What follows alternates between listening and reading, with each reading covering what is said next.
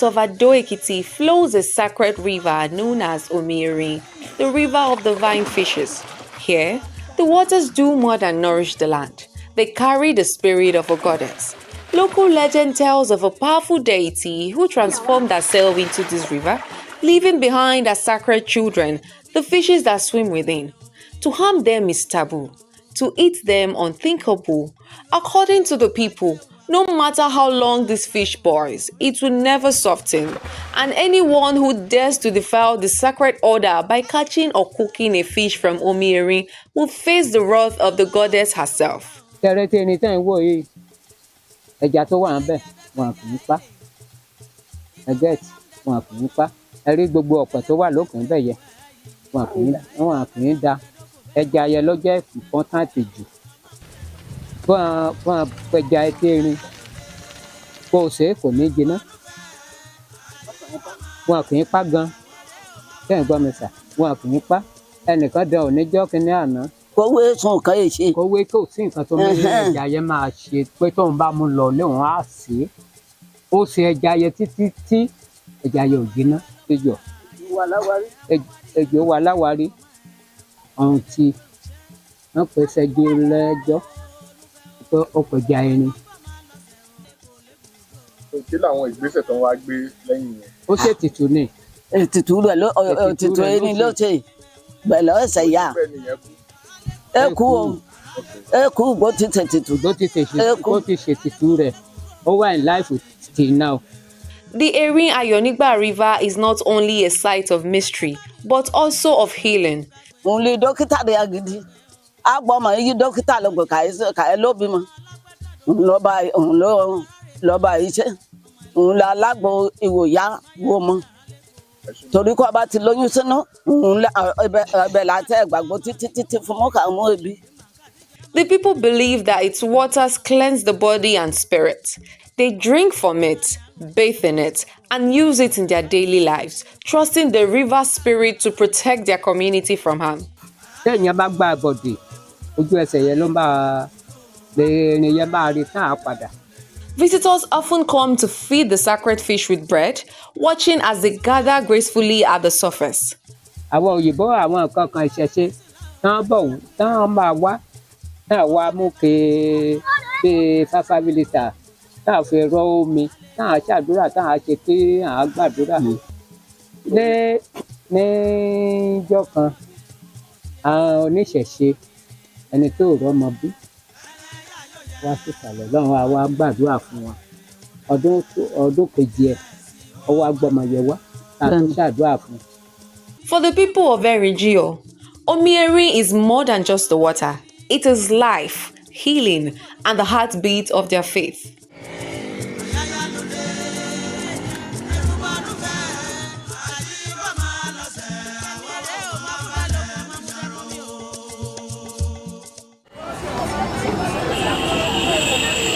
Data according to the United Nations World Food Programme says 30.6 million Nigerians face acute food insecurity. Experts blame on many factors which include the security challenges in the North and Middle Belt, post-harvest losses, poor storage facility, and a couple of other issues. Over the years, there have been efforts at boosting food production in Nigeria, taking advantage of its over 70 million hectares of land, multiple agroecological zones, and a climate favorable for year-round farming. There have been several other such interventions by governments at council, state, and federal levels, including the Produce for Lagos program and the 500 billion naira guarantee fund scheme by the Lagos state government.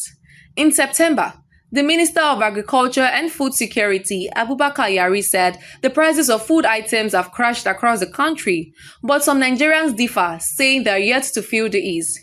Before, we said chicken for it before, but now we sell 5,000 naira.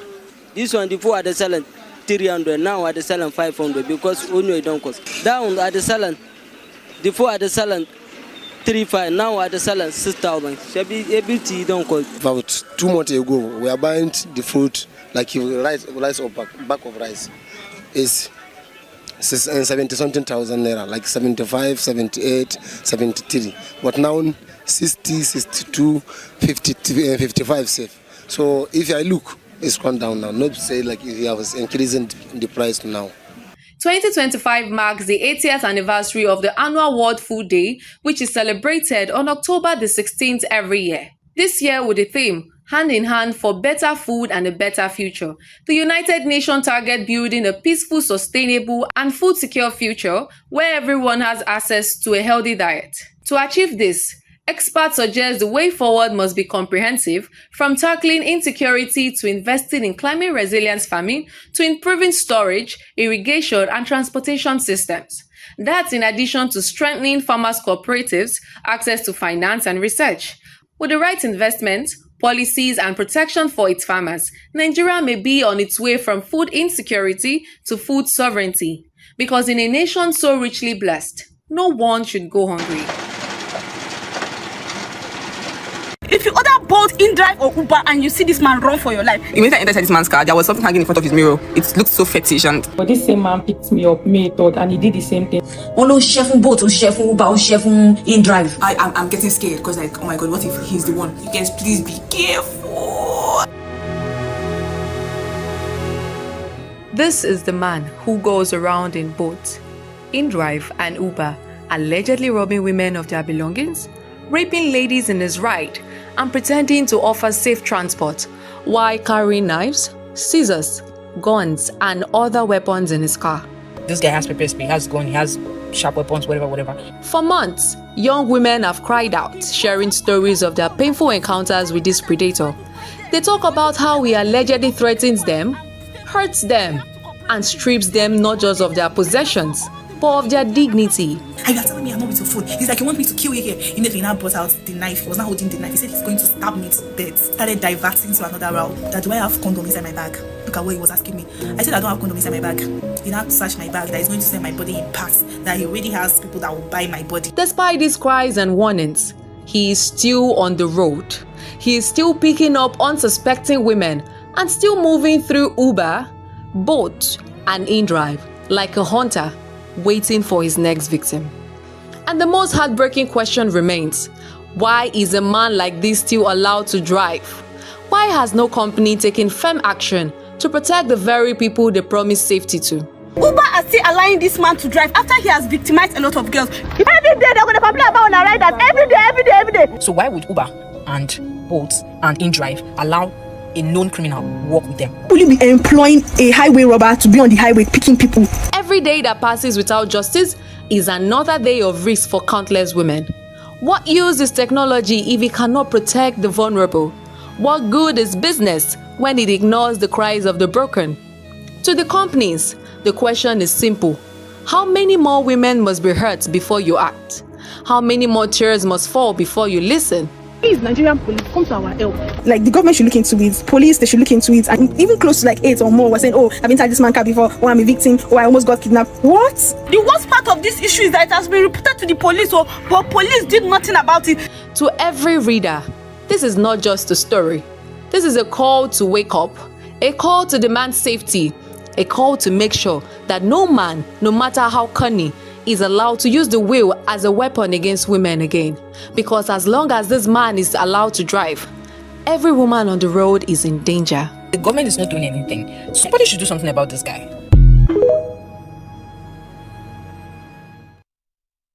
Every single day, Lagos generates over 13,000 metric tons of solid waste, more than many African countries produce in a week. But less than half of this waste is properly collected or disposed, while the rest piles up in streets, markets, and growing dump sites across the city, turning communities into ticking time bombs. From Ojota to Agege, Ayobo to Iyanoba, and across Lagos, waste is piling up faster than it can be managed, threatening both the health of residents and the environment. Very, very hard, like just to struggle for myself and for my kids too. So that life in this place is just like, just for you to look for somewhere to just hide your head, just put your head. And they face a lot of challenges here in this place because like what I'm saying here, place they live, kind of work they do, where they cook and what they eat. every day. It's going to affect them because many of them are here just for them to survive. There is just one of two things that is come up, is that they will have to sell something before they will see money here to eat. Either they sell plastic or a rubber or keg or nylon, so they'll need to sell it. They'll work hard to get the money here, but in this place you see a lot of people, they are living here. It's not like they don't have the money to rent house, but the money is too hard for them to see. Even though if they see the money safe, they will have to buy something. If rain fall, you will see a lot of water before you are coming into this place. But beyond residents, thousands of people depend on these dump sites for survival, selling food and scavenging recyclables in risky and unhealthy conditions just to make a living. The question remains, how is the government tackling this challenge, and what is the plan for communities like Ojota, where the health of thousands is at stake? We have monitoring and compliance officers who go around enforce environmental laws. So since last year, we've arrested and prosecuted close to 200 offenders for littering, for dumping bulk waste. And we've also sealed a lot of facilities, commercial facilities that have not been obeying the environmental laws. We need to reduce the amount of waste we're generating. We need to reuse as much of that waste as possible, and also to recycle as much as possible. And that's the gospel we've been taking throughout the state. We're currently running a 2-bin system in Lagos. We have 2 bins, a green bin for general waste.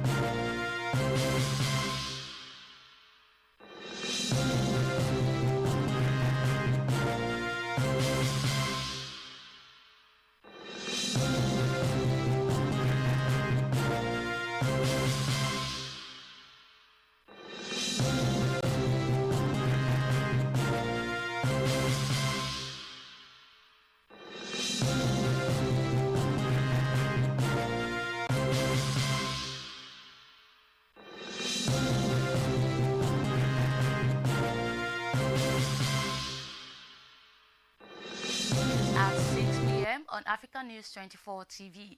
I am Lydia Ajayi. Let's take a look at some of the stories making headlines. Tinubu restates police withdrawal from VIPs, direct Shettima to lead ranch initiative.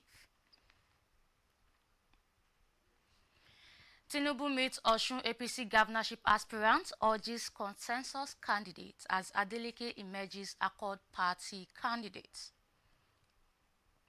Couple and child dies in Lagos-Ibadan Expressway crash. Now the news in details. President Bola Tinubu has reaffirmed his directive for the withdrawal of police officers from VIP protection, insisting the redeployment of personnel to core policing duties nationwide. Presiding over the Federal Executive Council at the State House in Abuja, President Tinubu instructed the Minister of Interior, Dr. Olubunmi Tunji-Ojo, to coordinate the Inspector General of Police, Kayode Egbetokun, and the National Security and Civil Defense Corps to ensure security gaps are addressed. In a related development, President Tinubu assigned Vice President Kashim Shettima to lead a national ranch initiative aimed at converting grazing reserves into formal ranches. The move seeks to reduce farmer-herder conflicts and promote structured livestock production. The directive follows the original order issued on November 23rd amid rising kidnappings and insecurity across the country, reflecting the administration's push to reallocate police manpower and reform security and agricultural practices. Moving on, Nigeria's Minister of Defense, General Christopher Musa, retired, has applauded the armed forces for their rapid intervention during last Sunday's attempted coup in the Republic of Benin, saying their prompt action played a key role in thwarting the plots. Musa gave the commendation in Abuja on Wednesday during the decoration ceremony for newly promoted senior army officers. He said the incident was a reminder that the military must remain alert at all times, prepared to protect Nigeria and its allies from emerging threats. Musa emphasized that no arm of the military can operate successfully without collaborating with others, stressing that national security demands seamless joint operations across the Army, Navy, Air Force, and other security services. Earlier in his remarks, the Chief of Army Staff, Lieutenant General Waidi Shaibu, said Nigeria remains central to safeguarding peace in West Africa and must continue supporting regional efforts against instability. He told the newly elected officers that their roles carry weighty national implications. He also urged the officers to demonstrate strategic foresight, enhance operational preparedness, and project effective leadership. In a related development, the Economic Community of West African States has praised Nigeria for swiftly helping to foil a coup attempt in the Benin Republic, saying the intervention was crucial to restoring order and safeguarding democratic governance at a time when the region faces growing security and political instability. We have more on this report. The Economic Community of West African States has commended Nigeria for its swift intervention in stopping the recent coup attempt in the Benin Republic. ECOWAS President Omar Alieu Toure gave the commendation on Tuesday at the opening of the 55th Ordinary Session of the Mediation and Security Council in Abuja. He said Nigeria's rapid response played a decisive role in restoring order, earning the country a standing ovation from delegates. He called for increased cooperation among member states and proposed more frequent meetings of the Mediation and Security Council to address emerging security and humanitarian challenges. We stand and applaud the rapid intervention of ECOWAS under Nigeria's leadership in Benin. I think this is the ECOWAS our community is looking for. An ECOWAS that is rapid, that is flexible, and that is responsive to the needs of our people. We must continue to defend democracy. Excellencies, if ECOWAS is rated today, I think we will have moved a little bit up. That credibility needs to be sustained. ECOWAS said the attempted coup in Benin was quelled through coordinated action by loyalist forces supported by Nigeria under the bloc's standby force mechanism. The commission reaffirmed its commitment to defending constitutional order in all member states.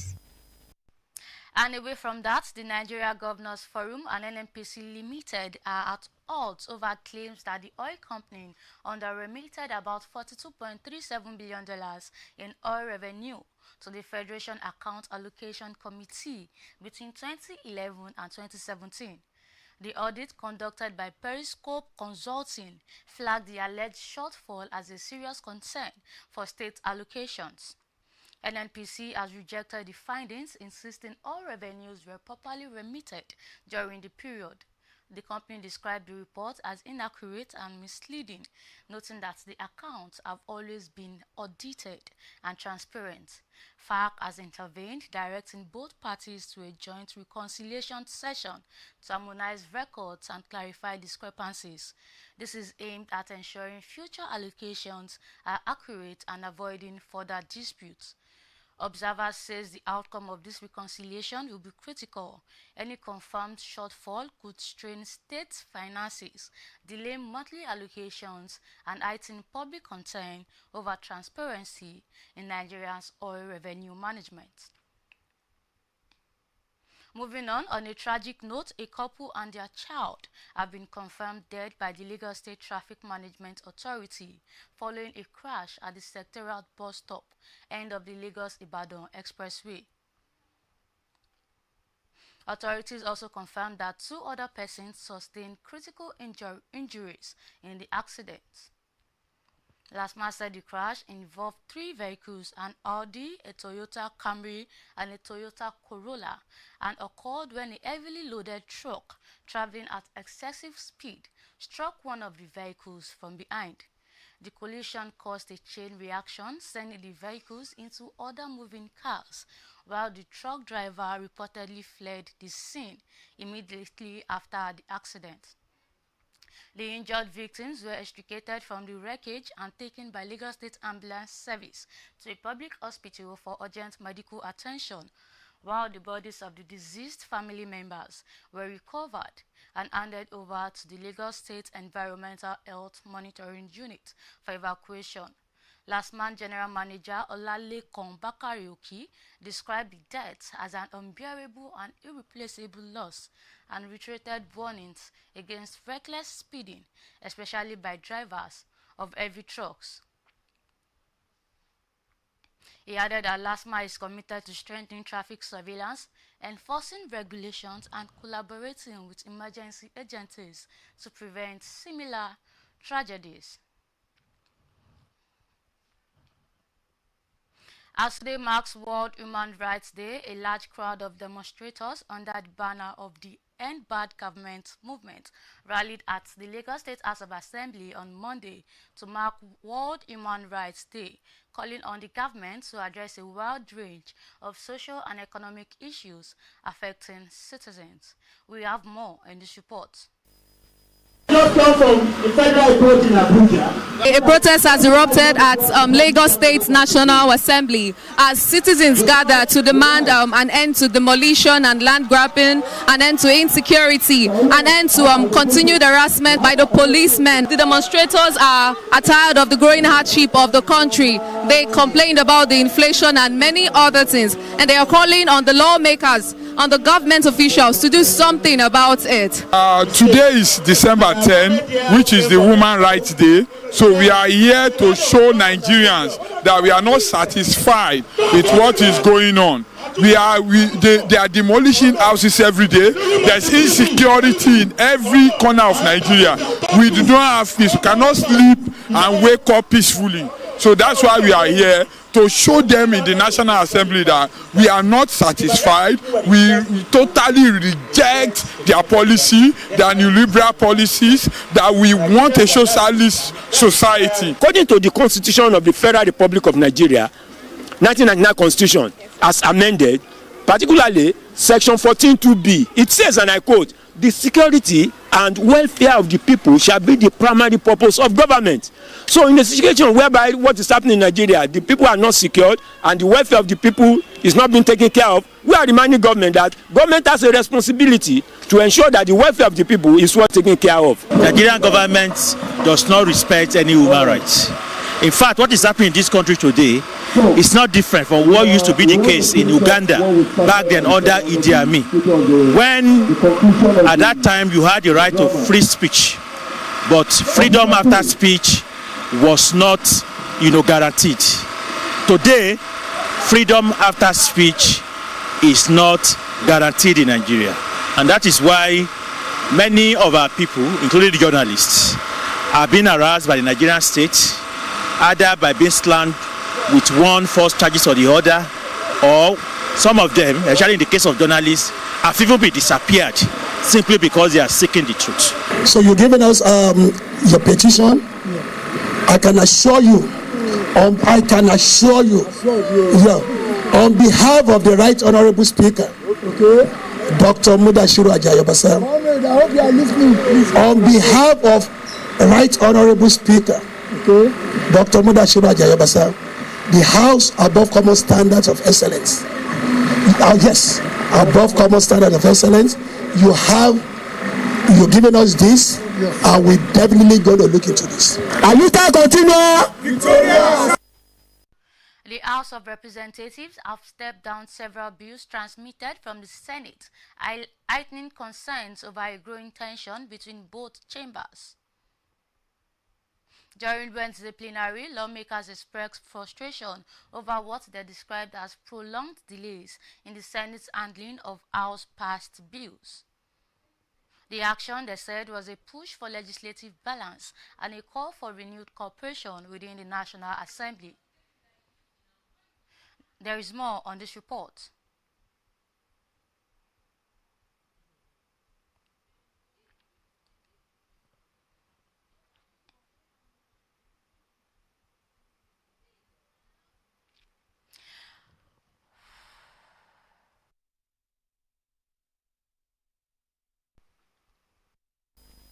The House of Representatives on Wednesday took the unusual step of stepping down, suspending consideration of bill transmitted from the Senate, signaling a widely institutional tension between both chambers over the handling of legislation. Lawmakers in the lower chamber accused the red chamber of repeatedly failing to act on the backlog of measures that originated in the House for procedural move to register their displeasures and press for reciprocity.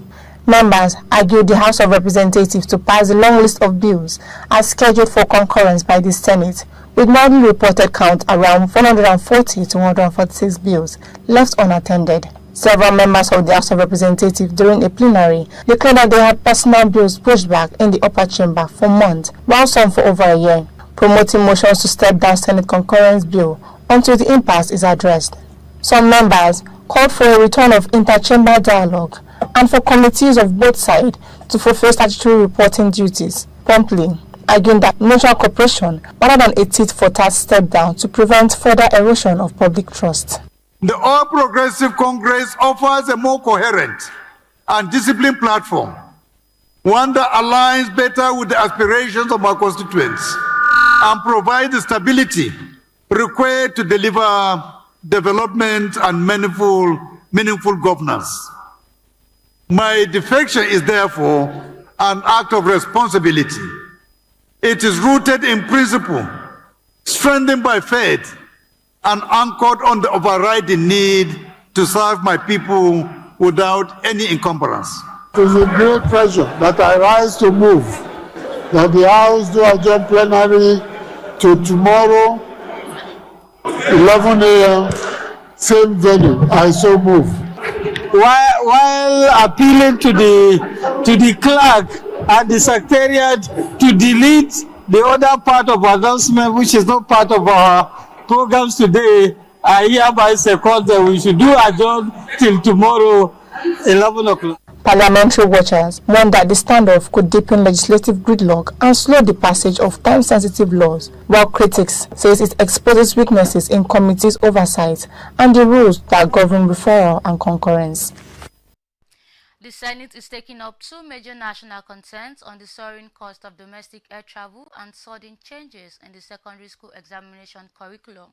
Lawmakers says the rising airfares are placing unbearable pressure on travelers, while the new education guidelines could destabilize students preparing for next year's exams. Our correspondent reports.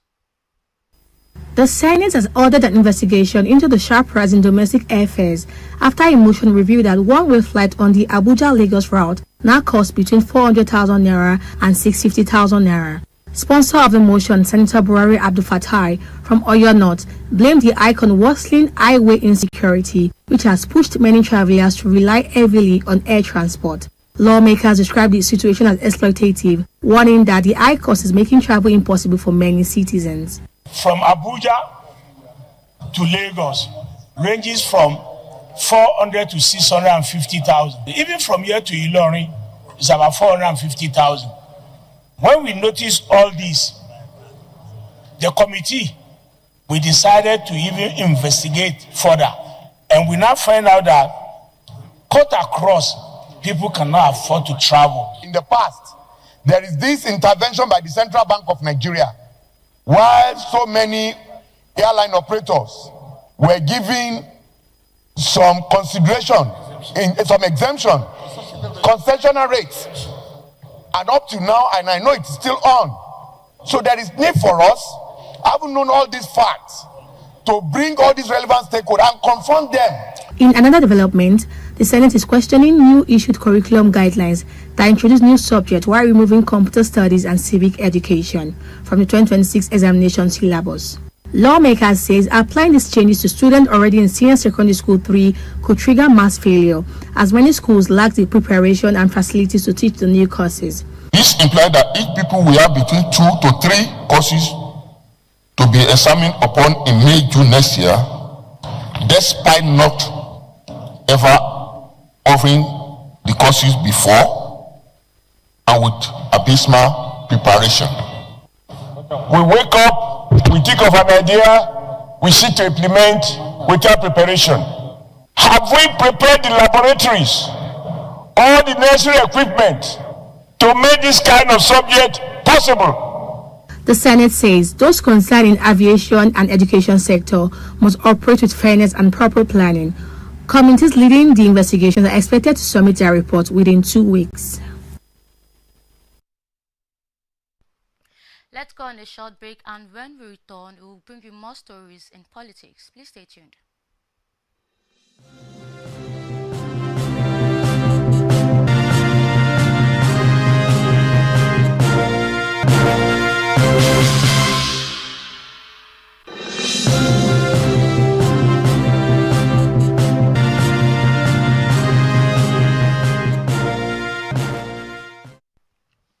Welcome back. You are still watching the news on Africa News 24 TV. And now in politics, Governor of Rivers State, Siminalayi Fubara, has reaffirmed his administration's commitment to infrastructure delivery and unity across the state as he commissioned the extension of the dualized AHOADA OMOKU route on Wednesday. Speaking at the ceremony, Governor Fubara said the project fulfills a campaign promise made to the people of AHOADA, noting that during the electioneering period, he had appealed to residents to support him and also vote for the president. He stated that returning to commission the extended road demonstrates his commitment to keeping that promise. Governor Fubara explained that the road extension to Obok would boost economic activities, improve transportation, and eliminate the security challenges previously experienced along the corridor. Reacting to political rumors in the state, Fubara dismissed claims of conflict with members of the Rivers State House of Assembly. He said he had made efforts through party leadership to meet with the lawmakers, stressing that he has no reason to avoid them. According to him, unity remains vital for development, and the state cannot progress in an atmosphere of rancor. Moving on, President Bola Tinubu has met with all Progressive Congress leaders and governorship aspirants from Osun State, urging them to embrace unity and support a consensus candidate ahead of the party's December 13 primary. This was contained in a statement issued and signed by the Special Advisor to the President on Information and Strategy, Bayo Ononuga, on Wednesday. Ononuga said the meeting held on Monday night at the State House, Abuja. Those in attendance include former Deputy Governor Benedict Olugboyega Alabi, Dotun Babayemi, Akin Ogunbiyi, Senator Babajide Omoworare, Kunle Adegoke, Babatunde Oralusi, Mulikat Abiola, and Muniruddin Bola Oyebanji. Also present were the APC National Chairman, Professor Nentawe Yiwada, Secretary to the Government of the Federation, Senator George Akume, Chairman of the Progressive Governors Forum, Hope Uzodinma, and the Minister of Marine and Blue Economy, Adegboyega Oyetola. Tinubu, according to the statement, praised the aspirants for their contributions to the party, but warned against the infighting that caused the APC the last governorship election in the state, urging them to close ranks, respect party supremacy, and rally behind whoever emerges from the party-led process. At the end of the meeting, the aspirants and party leaders issued a joint declaration pledging to support the consensus candidates. They affirmed the APC's authority to determine the nomination process, agreed to abide by the consensus arrangement, and committed to avoiding actions that could undermine the party. They also pledged to work together to ensure the APC's victory in the 2025 governorship election and promote stability and good governance in the state. The Independent National Electoral Commission's timetable shows that for the August 8, 2026 Osun governorship poll, political parties must submit their candidates by December 15. Moving on, Osun State Governor Ademola Adeleke has officially emerged as the Accord Party candidate for the August 8, 2026 governorship election. He secured 145 out of 150 delegate votes in a primary conducted in Osogbo on Wednesday, with 5 votes declared void. Announcing the results, Secretary of the Electoral Committee, Abdulaziz Salahuddin, affirmed Adeleke's victory after a transparent voting and counting process witnessed by party agents and officials of the Independent National Electoral Commission. The primary was conducted under the tight security with armed police and DSS operatives on ground. However, notable PDP figures, including the state party chairman, Sunday Bisi, and the Speaker of the House of Assembly, Wale Egbedun, were absent, highlighting growing political realignment within the state.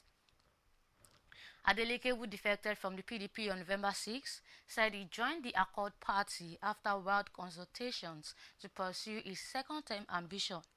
He explained that the party's welfarist ideology aligns with his commitment to citizens and workers' welfare, pledging to continue providing good governance and democratic dividends if re-elected.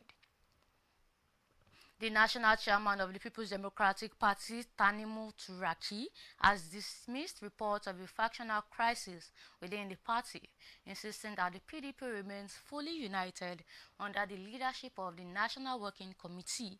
Turaki made the declaration during a meeting with PDP state chairmen in Abuja, where 29 of the 31 chairmen were physically present, while 2 sent apologies.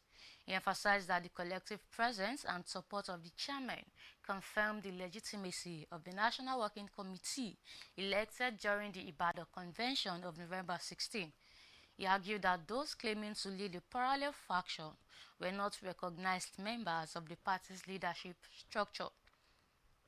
Turaki assured the chairman that the National Working Committee, under his leadership, would return the PDP to the people and reposition it for national leadership ahead of the 2027 general elections. He criticized the ruling All Progressive Congress for what he described as taking Nigeria retrogressively backwards, arguing that the progress made during the PDP's 16 years in government had been reversed.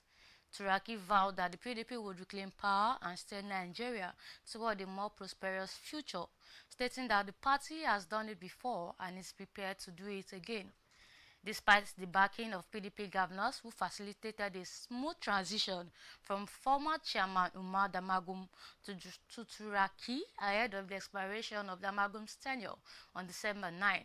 Allies of the Minister of the Federal Capital Territory, Nyesom Wike, Mohammed Abdulrahman, and Senator Samuel Anyanwu have continued to insist they remain acting national chairman and secretary.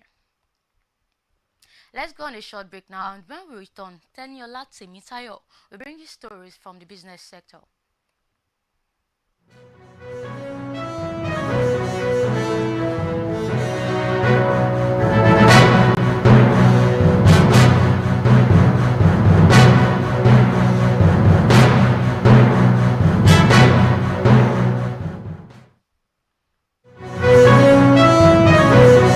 Welcome to business. The Federal Inland Revenue Service has signed a landmark cooperation pact with France aimed at modernizing Nigeria's tax administration through digital transformation, capacity development, and improved cross-border enforcement. The agreement comes barely weeks before the formal transition into the Nigerian Revenue Service by January 2026. FIRS Chairman Zach Adedeji and the French Ambassador to Nigeria, Marc Fumbatia, signed the Memorandum of Understanding on behalf of both countries.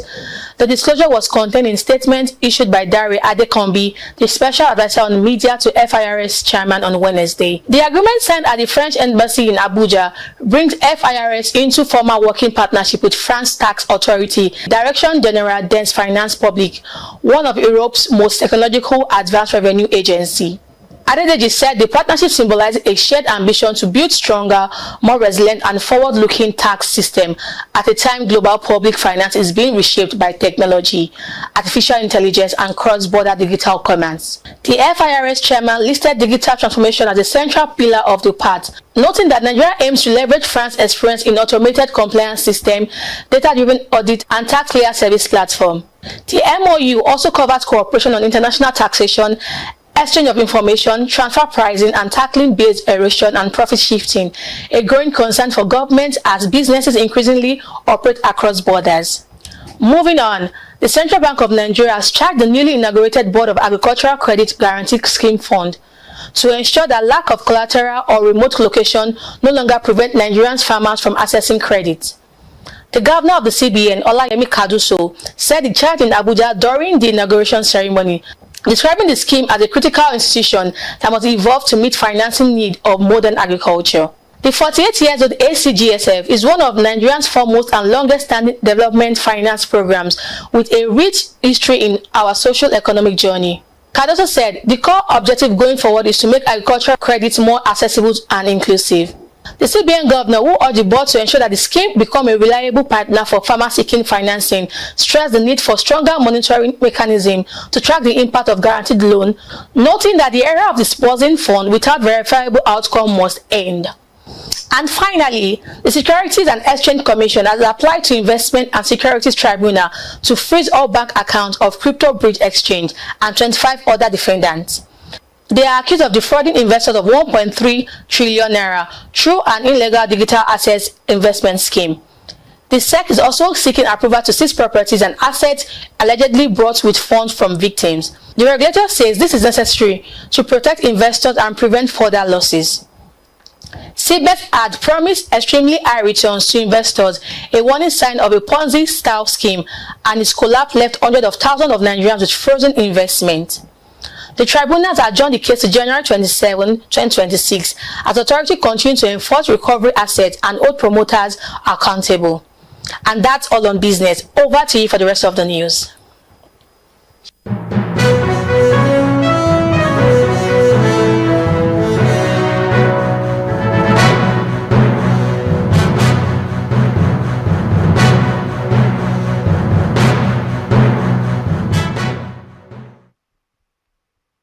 Thank you, Teniola. And on the foreign scene, South Korea and Japan reacted furiously on Wednesday after Chinese and Russian military aircraft conducted joint patrols around the two countries, with both Seoul and Tokyo scrambling jets.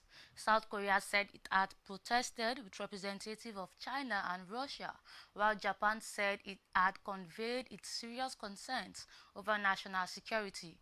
According to Tokyo, 2 Russian Tu-95 nuclear-capable bombers on Tuesday flew from the Sea of Japan, with 2 Chinese H-6 bombers in the East China Sea, then conducted a joint flight around the country. The incident comes as Japan is locked in a dispute with China over comments Prime Minister Sanae Takaichi made about Taiwan. The bombers' joint flights were clearly intended as a show of force against our nation, Defense Minister Shinjiro Koizumi wrote on X on Wednesday. Top government spokesman Minoru Kihara said that Tokyo had conveyed to both China and Russia our serious concerns over national security through diplomatic channels. Seoul said on Tuesday that the Russian and Chinese warplanes entered its air defense zone and that a complaint had been lodged with defense attaches of both countries in the South Korean capital. The planes were spotted before they entered the air defense identification zone, defined as a broader area in which countries police aircraft for security reasons, but which does not constitute their airspace. Meanwhile, Tokyo said on Monday it had scrambled jets in response to repeated takeoff and landing exercises involving fighter jets and military helicopters from China's Liaoning aircraft carrier as it cruised in international waters near Japan. At least 22 people have been killed after 2 four-story residential buildings collapsed overnight in the Moroccan city of Fes. Authorities say 16 others were injured and are being treated in the hospital. The buildings housed 8 families and rescue teams are still searching the rubble. The surrounding neighborhood has been evacuated as a safety precaution. It's not yet clear what caused the collapse or how many people may still be missing. This is the second deadly collapse in Fes this year. In May, another building came down, killing 10 people. Critics say poor enforcement of building codes and widening gaps in basic services have fueled growing public frustration across the country. Let's join Christian Achikeze for more stories in the world of sports.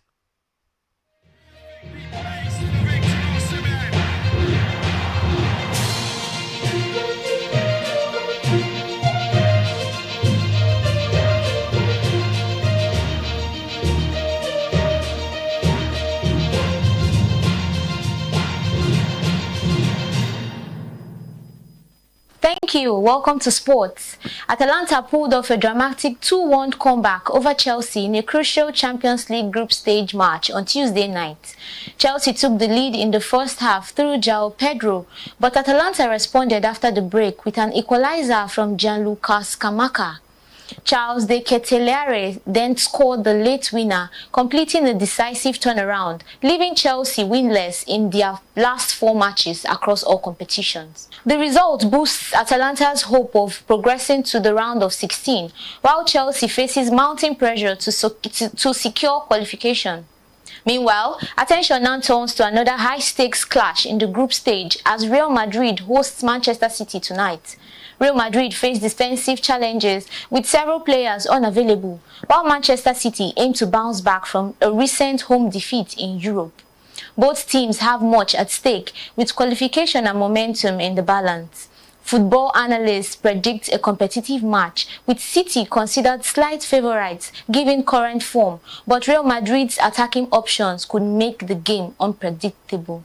Moving on, ahead of the Nations Cup, former Nigerian internationals Tijani Babangida and Victor Ikpeba say the 2025 African Cup of Nations in Morocco offers the Super Eagles a crucial chance to redeem the nation's football reputation after failing to qualify for the 2026 FIFA World Cup. Speaking in separate interviews, the 1996 Olympic gold medalists noted that the disappointment of missing a second straight World Cup still weighs heavily on players, officials and fans. They say the AFCON remains the team's clearest opportunity to restore national pride. Babangida said the AFCON presents Nigeria with the only opportunity to redeem its reputation after the playoff loss to DR Congo, as he described the Congolese as more organized and determined, and noted that winning the tournament would help ease the disappointment among fans. He added that Nigeria has the quality to reach the final, but urged head coach Eric Schell to build a balanced team and reduce dependence on Victor Osimhen. IKEJA said a semi-final finish would be a realistic target for the Super Eagles, stressing that the team is not among the favorites for the title. He warned that African football remains unpredictable, citing Morocco's inability to win the 2023 AFCON despite their World Cup success the previous year. And lastly, Nigeria's national youth contingent has departed for the 4th African Youth Games, set to run from December 10 to 20 in Luanda, Angola.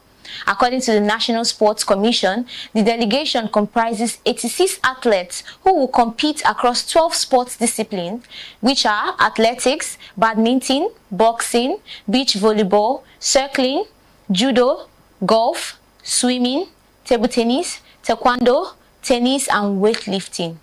The games mark a milestone as Angola becomes the first Portuguese-speaking country to host the Continental Youth Multi-Sport event. The NSC described the African Youth Games as a key developmental platform aimed at discovering and nurturing young sporting talent, preparing them for future international competitions, and fostering youth engagement and continental unity across Africa. The Nigerian contingent, including youth athletes aged 14 to 17, will compete against peers from as many as 54 African countries at venues spreading across 6 Angolan host cities such as Luanda, Benguela, and Bengo. And that's all on sports at this hour. It's back to you.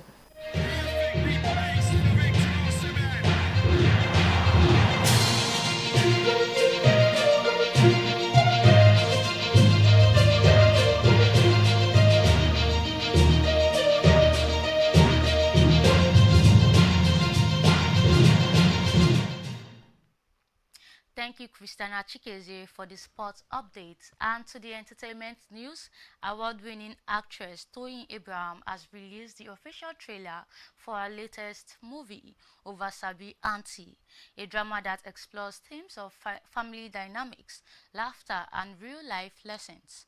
The movie, set to hit cinemas on December 19, promises to resonate with audiences through its powerful narratives. The title of Wasabi Auntie is inspired by a viral moment at Priscilla Ojo's wedding, where Abraham's over-the-top antics earned her the moniker. The film boasts an impressive cast, including Tana Adelano, Mike, and other notable actors. The premiere is scheduled for December 14, ahead of its nationwide release. Moving on, singer Young John has urged critics to stop undermining his talent and hard work, emphasizing that it took him years to reach his current level of success. In a recent social media post, Young John expressed his frustration with critics who have accused him of being monotonous. The singer, who began his career as a producer in 2010, gained prominence through his affiliation with Olamide's YBNL family. He switched to singing after signing a record deal with Chocolate City in 2022, releasing the hit single Dada, which was further boosted by a remix with Davido. Young John also thanked his loyal fans for their support. Lastly, in entertainment, actress and content creator Omoni has been crowned YouTube Nigerian Content Creator of the Year, topping the list as #1. The award marked a milestone in Oboli's flourishing career as a YouTube personality. In a celebratory post, Oboli expressed her gratitude to God, attributing her success to divine favor. She also thanked her team, family, and fans for their unwavering support, acknowledging their role in her achievements. The actress dedicated her award to her partner Tomi Adeoye and her family, who have been instrumental in her journey. The win has sparked widespread congratulations from fans and well-wishers. And that wraps up the news on Africa News 24 TV. Don't forget to join us on all our social media pages and subscribe to our YouTube channel. You can also follow us on our website at africanews24.ng. I am Lydia Ajayi. Have a blessed evening.